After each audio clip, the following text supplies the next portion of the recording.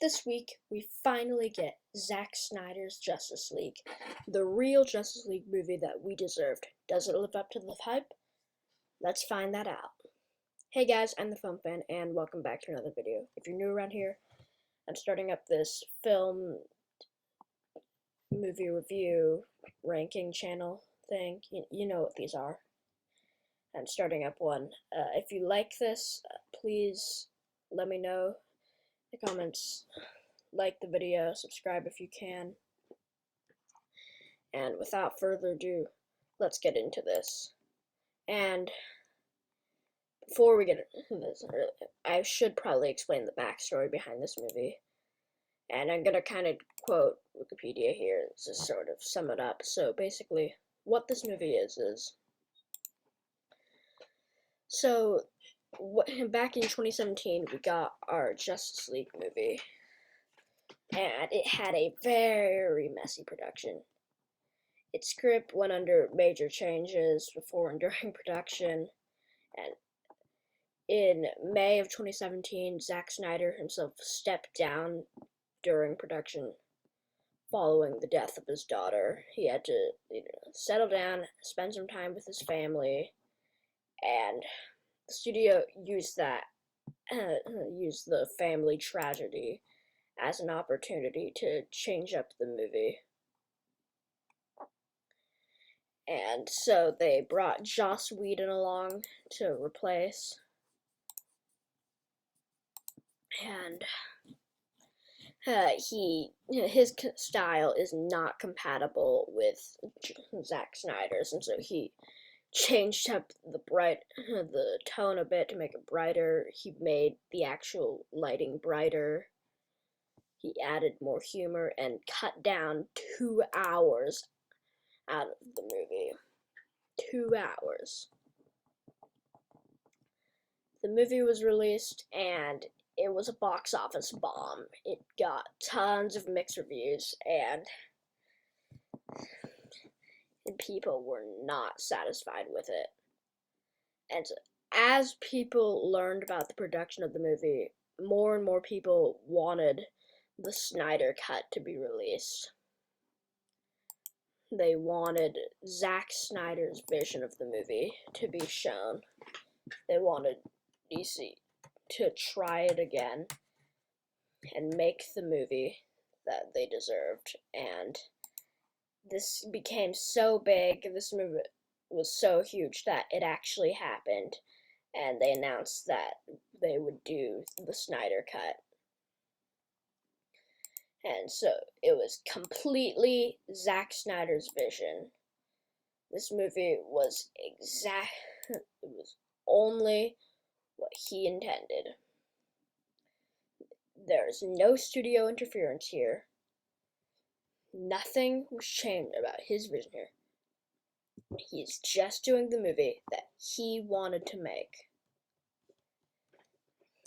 And a lot of people are very excited for this.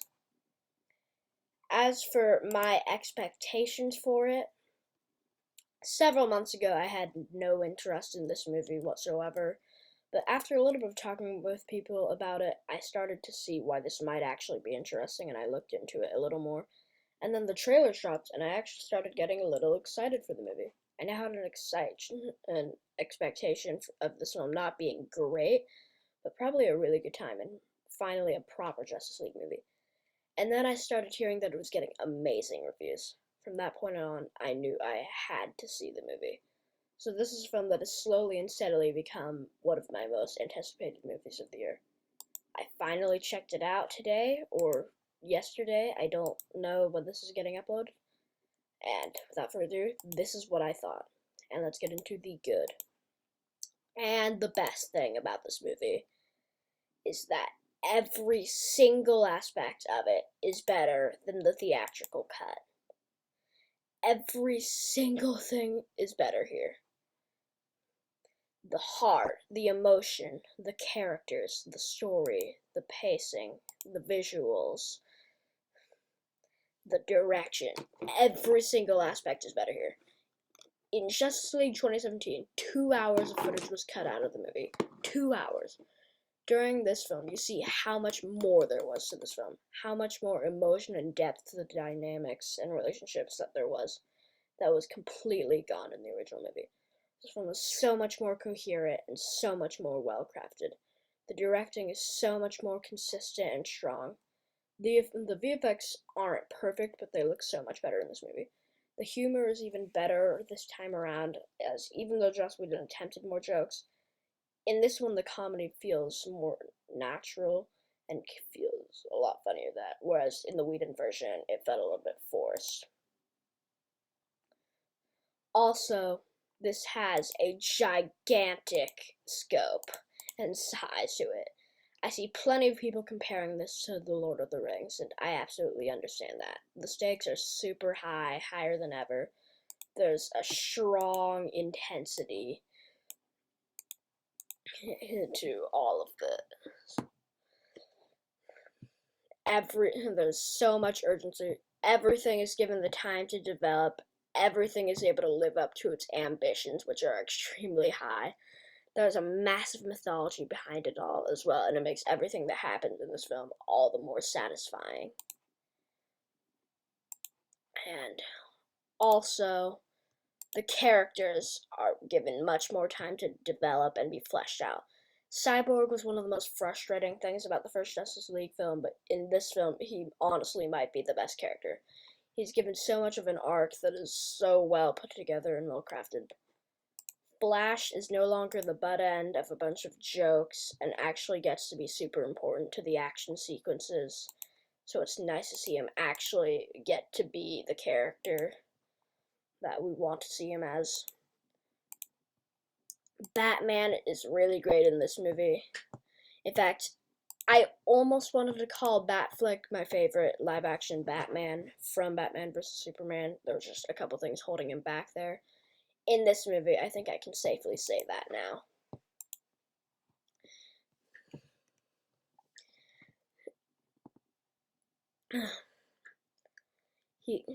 Batman feels a deep regret over the events of Batman vs. Superman and is doing everything possible to fix his mistake and make it right.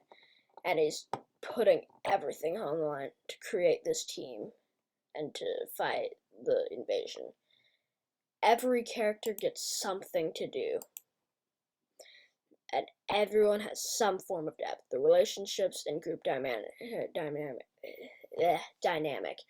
is so much more interesting in this film because it's fleshed out and developed.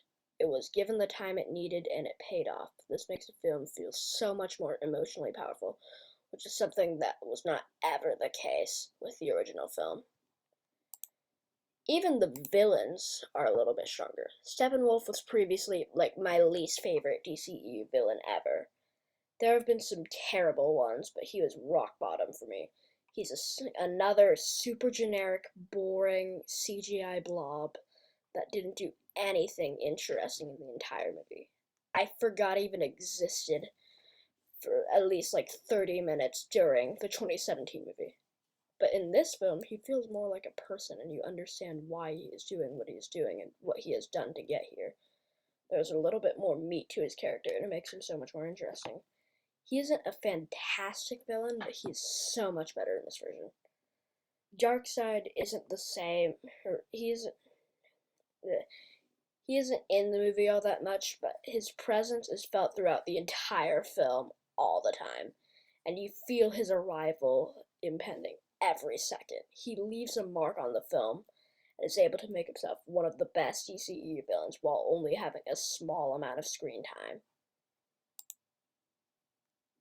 So I was super impressed with how they did Darkseid. This movie is also surprisingly very well paced. The entire duration of the movie, there's a strong urgency and an impending sense of doom, and it makes everything feel a lot faster. Every character moment also serves a purpose to the story, and thus nothing feels like it didn't need to be here and drag the film out. For an extended cut, this film feels very laser focused, and I am absolutely impressed with that. So if you were worried about the 4-hour runtime, it absolutely rushes past you, and I never once felt it. It was always consistently engaging. Really, this film gets all the time in the world and is able to build out its story and its characters, relationships, mythology, and so much more. It is able to do so much because it wasn't given any restrictions. It was able to be an unfiltered vision for a movie, and it was able to feel more cohesive and sound than most films in the genre. I felt so much while watching this one because I cared about the characters and the story and its world. Zack Snyder was allowed to do what he always wanted to do. He was able to make this movie and nothing was stopping him. It's a miracle that the studio allowed something like this to exist and was willing to spend millions of dollars on something they don't have any reason to believe will do well. Money they already spent for this exact project, all doing this just to please the fans. They're willing to own up to their mistake and correct the wrong that was made. They finally allowed the Snyder Cut to exist and allowed both the filmmaker and so many people to have the movie they really wanted and not the Frankenstein monster we had a while back. It's inspiring that something like this exists, and I really cannot stress how thankful I am for the people that pushed for this to release. Every single aspect about this film is better than it was in the theatrical cut. Is it perfect though? No.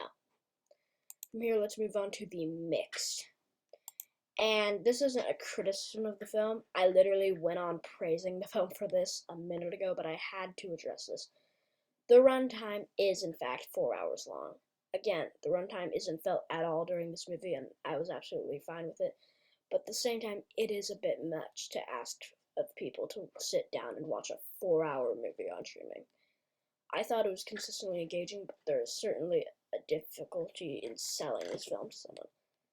The movie is actually divided into 7 segments, so you can actually watch this like a mini-series instead of a movie if the runtime is really too bad for you. So if you really cannot handle 4 hours, you can watch it like that and take a break halfway in and do something else. With that down, let's move into the bad. And really, the only thing I can say here is that the epilogue is kind of long. A lot of it is stuff that would usually be in post-credit scenes, but was added to the end of the film instead. And as cool as they are, they work better as post-credit scenes than they do as a thematic end to the movie. Of course, it was all a part of Snyder's vision, though, so I won't complain too much. So, let's move into my conclusion and final verdict. Zack Snyder's Justice League is a miracle of a movie. It makes me so unbelievably happy that we had this film and that it was allowed to be perfected and mastered.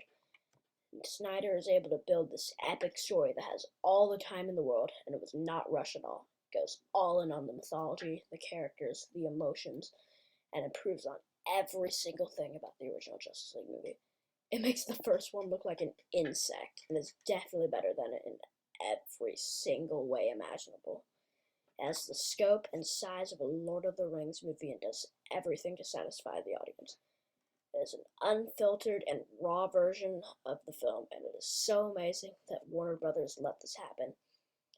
I cannot stress enough how thankful I am for the hashtag release the Snyder Cut people. Everyone who pushed for this movement and wished this movie into existence allowed for one of the most inspiring filmmaking stories I have ever heard of and gave us one of the best comic book movies ever made. For Autumn, Restore the Snyderverse. I am so glad I checked this one out and I absolutely adored it. Hallelujah. Great. So I'm going to give this movie an A and a 9.5 out of 10. And I recommend this movie to everyone. You must see this.